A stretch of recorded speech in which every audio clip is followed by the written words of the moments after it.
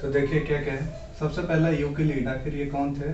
तो ये रेखा गणित के पिता थे। आप लोग अभी क्या पढ़े? रेखा गणित पढ़े। रेखा गणित मतलब लाइन। चलिए, इसके बाद एक सरल रेखा पर अनंत बिंदुएं होती हैं। कहने का मतलब ये अगर एक कोई लाइन बनी है ये भी, तो ये काफ़ी सारे पॉइंट्स से मिलके बनी हुई है। इसमें बहुत सारे अनंत, जिसे अनकाउंटेबल है, ये काउंट किया ही नहीं जा सकता कितने सारे पॉइंट्स मिल करके एक लाइन को बनाते हैं। सरल रेखा यानी एक सिंपल लाइन। एक बिंदु से अनंत रेखाएं खींची जा सकती है, ये भी सही है। जैसे कि एक अगर पॉइंट है तो इससे हम कई सारे बिंदुओं को खींच सकते हैं, यानी ये भी अनंत है। एक बिंदु से अनेकों पॉइंट क्रॉस कर सकती है। संरेख और संगामी रेखा किसे कहते हैं? तो वही है संरेख रेखा। इसको समझ ले, यहाँ से कई सारे पॉइंट है एक लाइन पे, कई सारी बिंदुएं हैं, तो ये सारी बिंदुएं, जितनी सारी बिंदुएं हैं, ये सभी आपस में क्या है? संरेख है। संरेख है यानी कोलिनियर है। और संगामी रेखा, संगामी रेखा का मतलब होता है एक बिंदु से कई सारी रेखाएं पार करने वाली, यानी एक बिंदु अगर कॉमन हो और उससे काफ़ी सारी लाइनें अगर क्रॉस करी हैं तो वो सभी लाइनें क्या हो जाती हैं? संगामी लाइन कहलाती हैं, यानी संगामी रेखा कहलाती है। यदि दो कोणों की माप बराबर हो तो वे दोनों कोण हमेशा क्या होंगे? आपस में सर्वांगसम होते हैं। सर्वांगसम इसके बाद आगे हम पढ़ाएंगे। सर्वांगसम का ये सिंबल होता है, ऐसे करके ऊपर ऐसे खींच देते हैं तो इस ऊपर एस बनाते हैं, एक एस टाइप से बनाते हैं इसे, तो ये हो जाती है हमारी सर्वांगसम। यानी कि दो कोणों की माप अगर आपस कोण आपस में क्या होती है? सर्वांगसम होती है। एक अंतर कोण आपस में क्या होती है? सर्वांगसम होती है। वर्टिकली अपोजिट एंगल भी आपस में क्या होती है? सर्वांगसम होती है।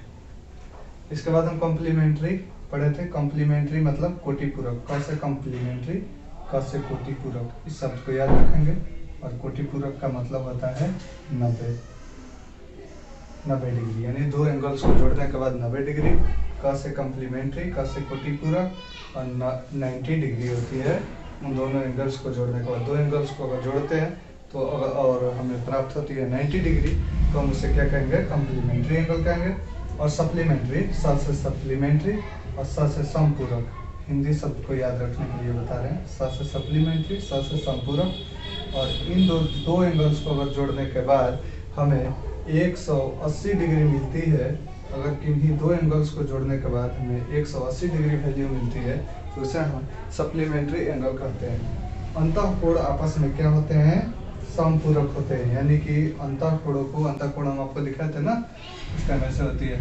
दो लाइनें अगर पैरेलल हो आपस में, एक लाइन ये ऐसे काट रही है, यहाँ पे 1, यहाँ पे 2, यहाँ पे 3, यहाँ पे 4, 5, 6, तो आपस में ये 4 और एंगल 6 आपस में क्या हो गई? तो ये आपस में क्या होती हैं? 180 डिग्री होती है। देखिए कैसे होती है, ये आपस में समपूरक हो जाएंगे। कैसे? 3 और एंगल 6, एंगल 3 और एंगल 6 आपस में कैसे हो जाएंगे? 180 डिग्री। इसको जोड़ेंगे और इसको जोड़ेंगे, ये देखिए, ये 6 बराबर 2 होती है, और 2 बराबर जब 6 होती है तो 3 तो है ही और 2 है ही। यहाँ अगर हम देखें पूरे एंगल्स को तो ये 180 डिग्री है। तो अगर हम इस 6 को, 6 बराबर 2 है और 2 बराबर 6 है, तो यहाँ पे हम 2 के जगह पर 6 भी लिख सकते हैं। तो जब हम 6 को और 3 को जोड़ेंगे तो हमें क्या ये लाइन मिल जाएगी पूरी, और एक बिंदु पे हमें क्या मिलती है? 180 डिग्री मिलती है।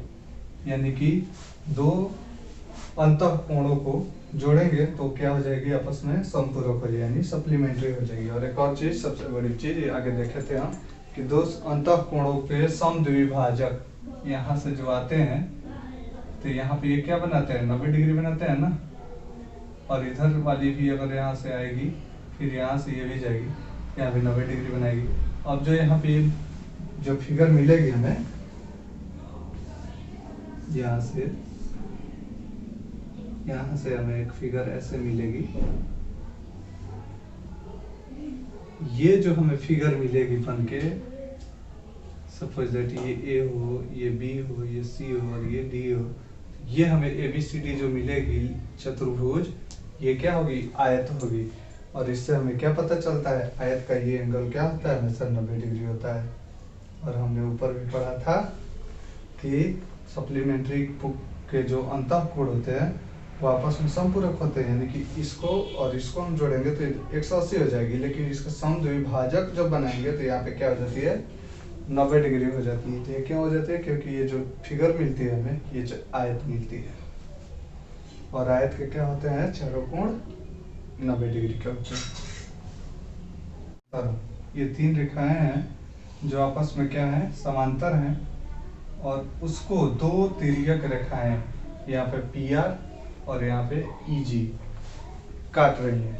यानी तीन समांतर रेखाओं को अगर दो तिर्यक रेखाएं आपस में काट रही हो तो वहां पे हमें क्या एक रिलेशन मिलता है?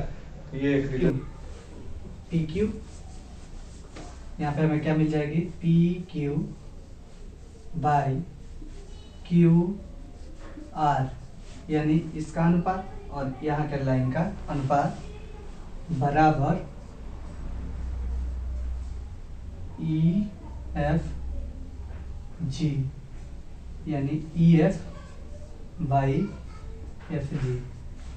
कहने का मतलब अगर ये इतना का वैल्यू 1/2 हो, सपोज दैट ये सेंटीमीटर में हो, ये भी 2 सेंटीमीटर हो, यानी PQ का वैल्यू कितना हो 1 सेंटीमीटर और QR की वैल्यू 2 सेंटीमीटर हो, तो यहाँ पे जो वैल्यू आएगी वो हमें इसी अनुपात में मिलेगी। कहने का मतलब यहाँ पे 10 हो सकती है, 100 हो सकती है, तो यहाँ पे क्या हो जाएगी ये 200 हो जाएगी। अगर यहाँ पे 10 हो जाती है तो यहाँ पे क्या हो जाएगी 20 हो जाएगी, यानी कि ये 1/2, तो ये भी क्या है 1/2 के ही रेशियो में है। क्यों?